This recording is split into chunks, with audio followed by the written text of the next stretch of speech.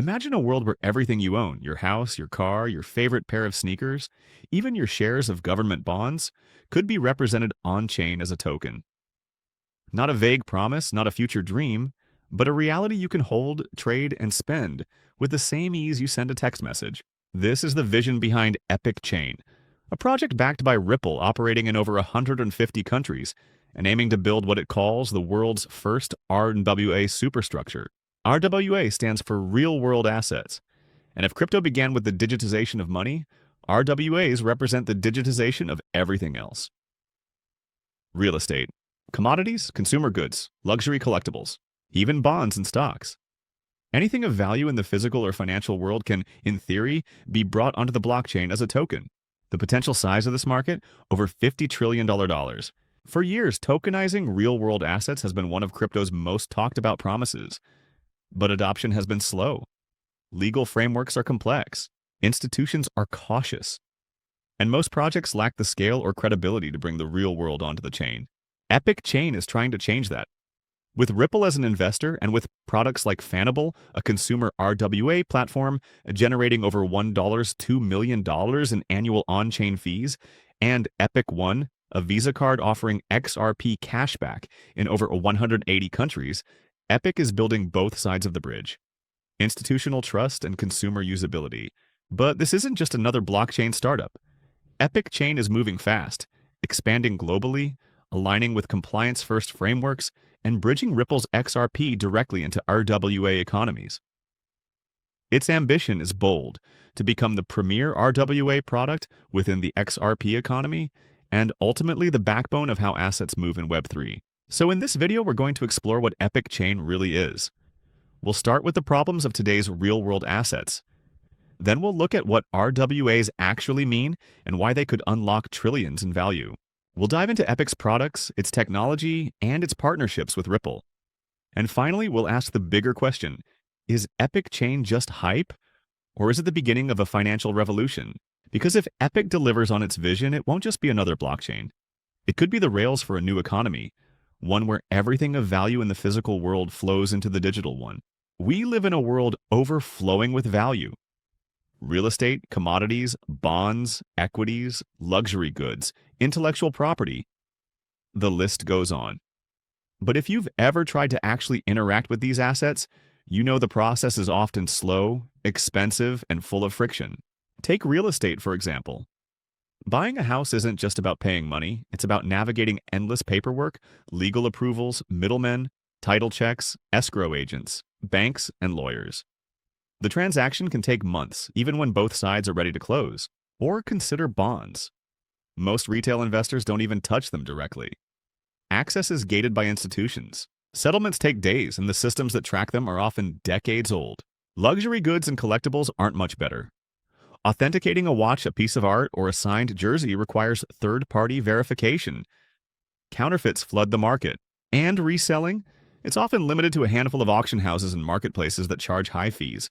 Even equities, arguably the most accessible asset class, are far from instant. Stock trades may look fast on your app, but behind the scenes, settlement can take 2 days or more. The infrastructure is archaic.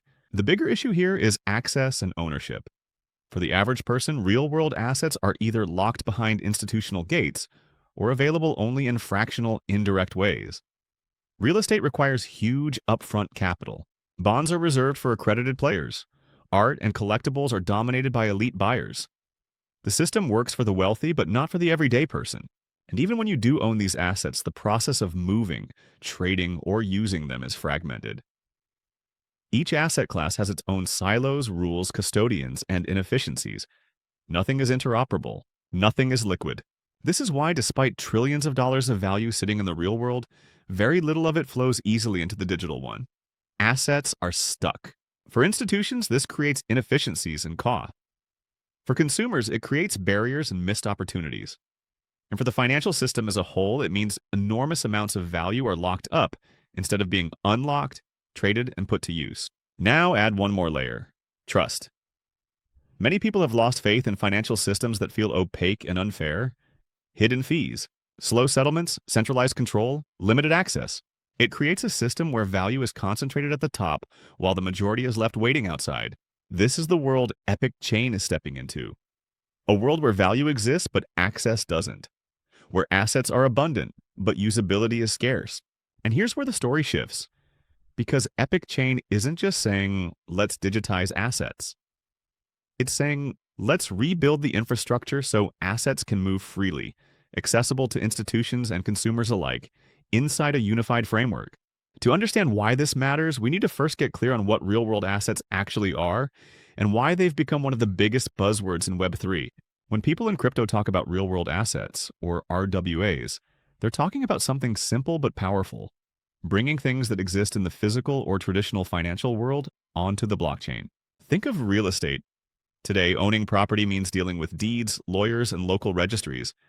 But in an RWA framework, that same house could be represented as a token. That token could be traded instantly, split into fractional shares, or even used as collateral in DeFi. Suddenly, an illiquid asset becomes liquid. Something that only wealthy investors could access becomes available to many. Now extend that to bonds and securities. Governments and corporations issue trillions in debt every year. But settlement is clunky, access is restricted, and costs are high. By tokenizing bonds, they can trade on-chain in seconds with global access. The efficiencies are obvious and the opportunity massive. Then you have commodities and collectibles. Imagine tokenized gold you can actually spend with a debit card.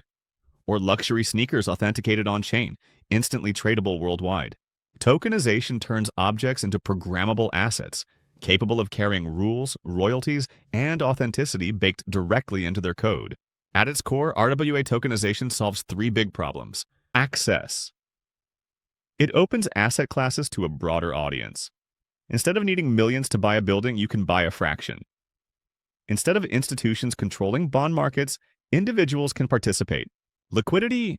Assets that used to be locked for years, like real estate or collectibles, can move instantly. That liquidity unlocks enormous value for both owners and markets. So, efficiency. Settlements that take days can now take seconds. Middlemen can be replaced by smart contracts. Fees drop. Transparency rises. It's not just theory. Institutions are paying attention. BlackRock, Franklin Templeton, and others have already tested tokenized bonds and funds.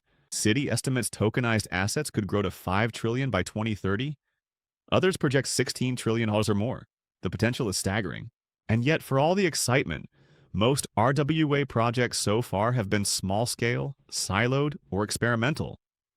They focus on one asset class, like tokenized treasuries or gold, but don't provide a unified structure that connects institutions, consumers, and multiple types of assets. That's the gap Epic Chain is trying to fill. Instead of being just another RWA project, Epic is positioning itself as the RWA superstructure. A framework that doesn't just tokenize one thing, but creates rails for everything: real estate, bonds, luxury goods, collectibles, even consumer products. And here's where Ripple comes in. By anchoring Epic Chain to XRP's settlement network and institutional credibility, the project isn't just chasing the consumer market. It's aligning itself with banks, brokers, and enterprises at the same time. The idea is simple. Make RWAs accessible to institutions and consumers in a single ecosystem. Break the silos, connect the markets, build a structure big enough to carry trillions. And that's where Epic's vision starts to sound. Well, epic. So next, let's look at how Epic Chain defines this vision and what it means when they talk about building the world's first $50 trillion RWA superstructure. When Epic Chain talks about building the world's first RWA superstructure, it's not just throwing around buzzwords.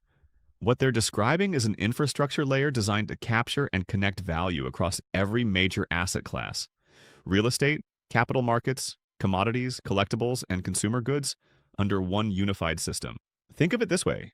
Today, assets live in silos. Real estate has its own registries, bonds have their own exchanges. Consumer goods are sold through retailers.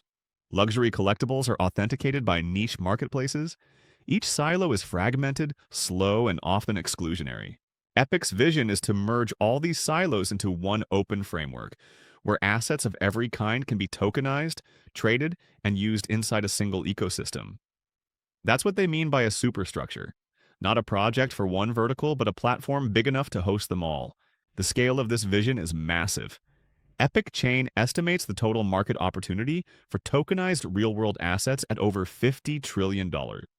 To put that in perspective, that's larger than the entire current market cap of the global equities outside the US. It's more than triple the total crypto market cap, even at its peak.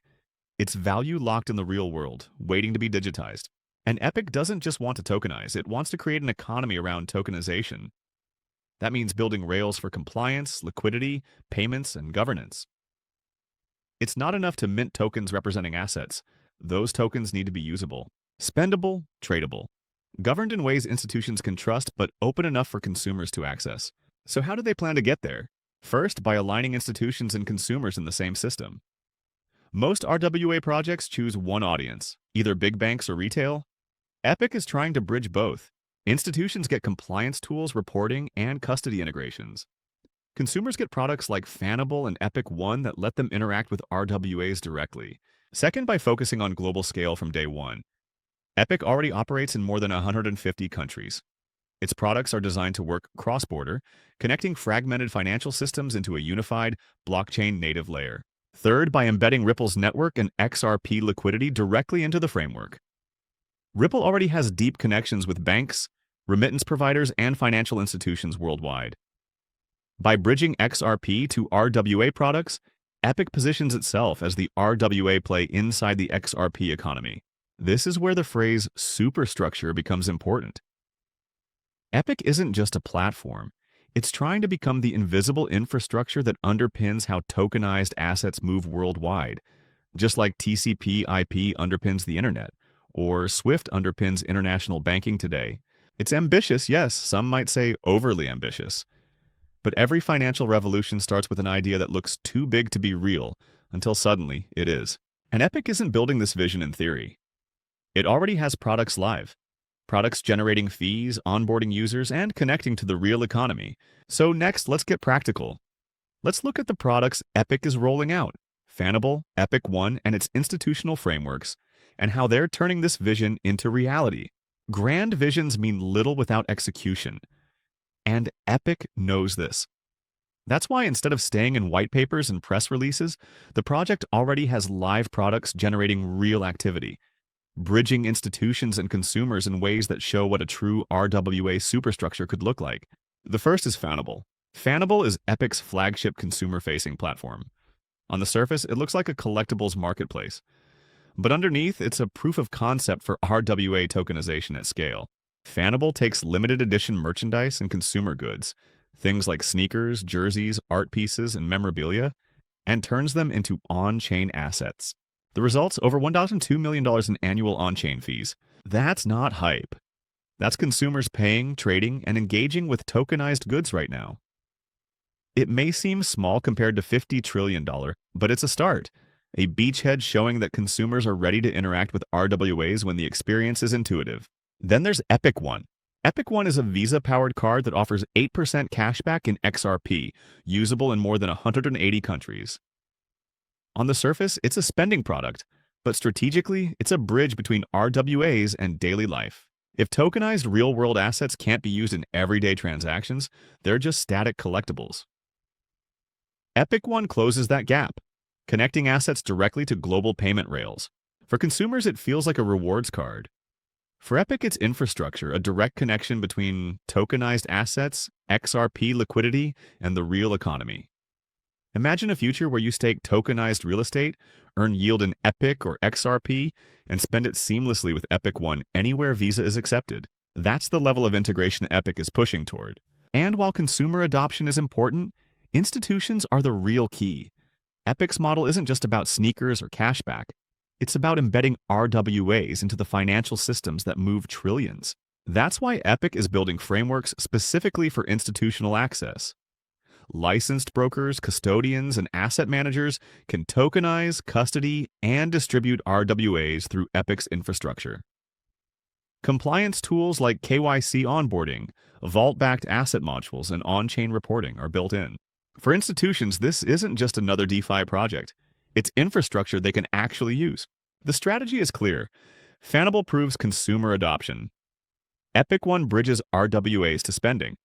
Institutional frameworks build credibility and scale. Together, they show how RWAs can move across every layer of the economy, from the sneakers in your closet, to the funds in your pension, to the transactions on your card. This multi-pronged approach is why Epic is gaining attention. It's not chasing just retail hype or just enterprise adoption. It's creating an ecosystem where both sides meet. And the glue holding it all together? The technology. Specifically, Epic's migration to an EVM-compatible XRP Ledger sidechain designed to combine Web3 innovation with Ripple's institutional network. So in the next part, let's dig deeper into that. The technology, the compliance-first design, and the tokenomics that make Epic work. Behind every bold vision is a technical backbone. For Epic Chain, that backbone is its migration to an EVM-compatible XRP Ledger sidechain. Originally, Epic started as an Ethereum Layer 2 project. But Ethereum's congestion, fees, and limitations made it difficult to scale an RWA superstructure that needed both institutional trust and consumer usability. So Epic made a strategic shift. To leverage the XRP Ledger ecosystem, known for its fast settlement, low fees, and Ripple's institutional network. Launched in August 2025, the XRP sidechain supports smart contracts while maintaining interoperability with both the Ethereum ecosystem and XRP's liquidity rails. This means developers can deploy dApps easily, institutions can access Ripple's compliance integrations, and consumers can transact faster than on most L2s. The architecture isn't just about speed, it's about trust and compliance.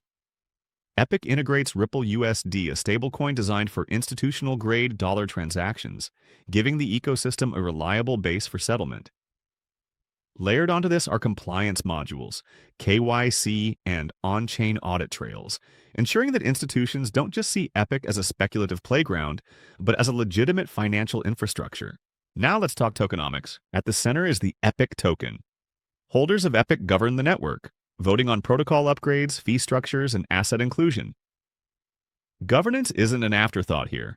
For a system designed to host assets worth trillions, decision-making must be distributed but structured. Epic also powers staking and liquidity. Token holders can stake Epic to secure the network, earn rewards, and access governance rights. Liquidity pools pair Epic with RWA tokens, like Fanable assets or institutional products, creating instant secondary markets. Every trade generates fees that flow back to the protocol treasury, reinforcing sustainability. And there's another clever mechanism: gasless transactions. Most blockchain systems require users to hold native tokens for gas. Epic instead uses account abstraction to let users transact without holding ETH or other base tokens. For retail adoption, this is huge, removing one of the biggest frictions in Web3. The compliance-first design extends into custody and security. Epic integrates vault-backed modules with partners like Brinks and Cefu, securing billions in real-world value. Assets aren't just tokenized loosely. They're backed by physical and financial systems institutions can trust.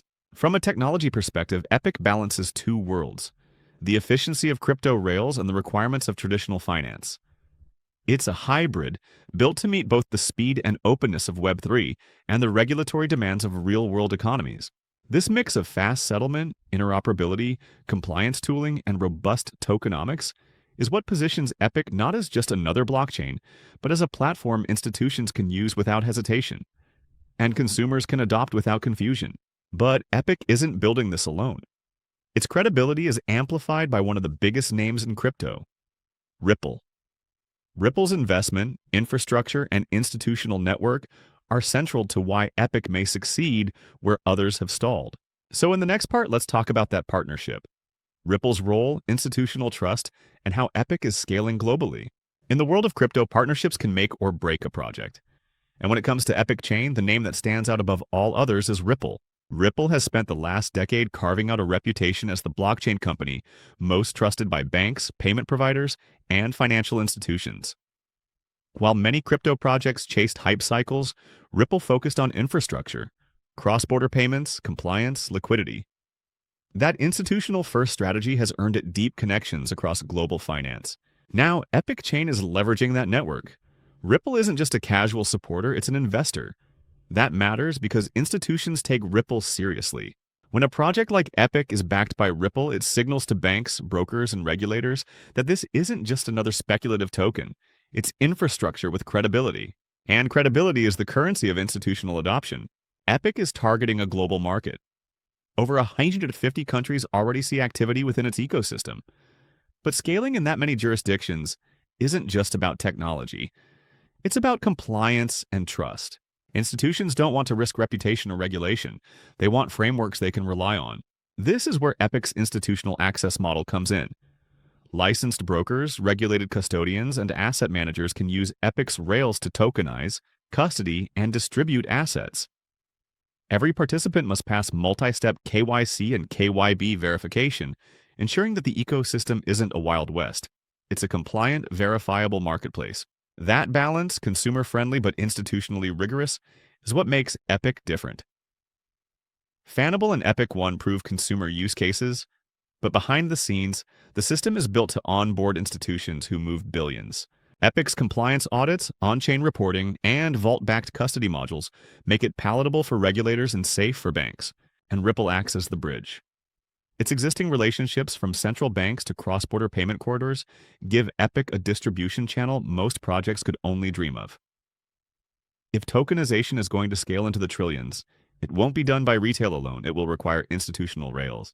Ripple gives Epic those rails. Global expansion isn't just about scale, it's about strategy. By embedding itself in multiple regions early, Epic ensures it isn't tied to one market's regulatory risks. It's hedging, diversifying, and building a network effect. The more countries it operates in, the more valuable the system becomes, because assets can move seamlessly across borders inside a single framework. For institutions, Epic isn't just an experiment. It's a chance to plug into tokenized markets while staying compliant. For consumers, it's a chance to access assets and opportunities once locked away. For Ripple, it's a way to extend XRP's relevance beyond payments into the heart of asset tokenization. In short, Ripple provides the trust. Epic provides the structure. Together, they're building the bridge between 50 trillion of real-world value and the digital economy. But this raises the biggest question of all: what does it mean for the future? If Epic succeeds, what changes, not just in crypto, but in how humanity interacts with money, assets, and value itself?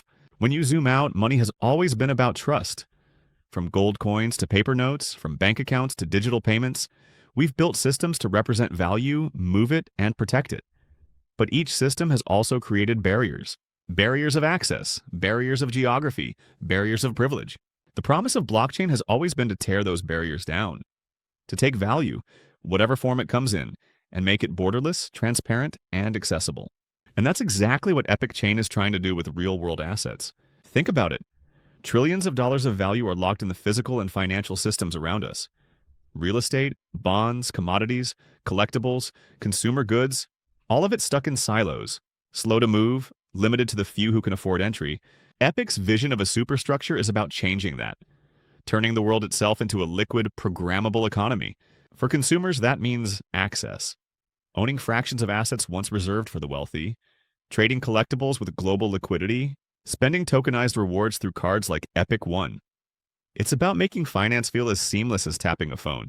For institutions, it means efficiency and reach. Using Epic's rails, they can tokenize assets, manage custody, and interact with compliant, verifiable frameworks.